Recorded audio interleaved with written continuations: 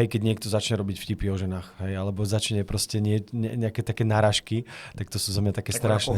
Na pohovoru? No, že už sa to tak uvoľní, hej, a proste máš nejaké druhé kolo a proste už zacítiš proste nejakú, hej, takúto tendenciu, tak to je za mňa taký, že silný red flag.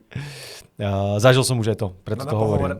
Tak jako chápu třeba po půl roce, že někdo řekne nějaký vtip nebo tak, ale jakože hnedka rovnou na to vybalit na pohovor, to je jako... No ale ono to môžeš mať aj v takom naratíve, že začne ty sa typická otázka na pohovore.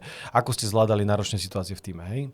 A on ti teraz začne rozprávať, že no, mali sme tam takú kolegyňu a začne to tak akože veľmi, hej, napríklad pointovať, že ona bola tá slabšia v tom tíme a teraz ako, hej, že cítiš tam ten naratív, hej, že nemusí to byť priamo vtip, hej, nemusí to byť akože, hej, ale že poukazuje to v nejakej situácii.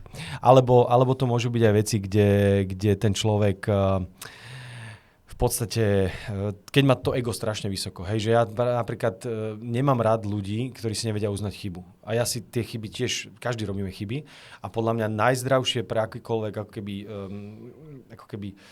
spoločnosť je, že vlastne áno, a to je jedno, či som CEO a seniorný človek alebo hocičo, ale viem povedať, áno, túto som urobil, toto zle, toto sú veci, ktoré proste som pokazil a priznať si to. A toto keď niekto povie pomaly na pohovore, že je dokonalý, tak ja tomu proste neverím. Aj keby bol akokoľvek skúsený. Proste všetci robíme chyby. Hej? Čiže keď niekto nepovie alebo nevie priznať žiadnu chybu, tak za mňa to je akože red flag, že to je podozrivé.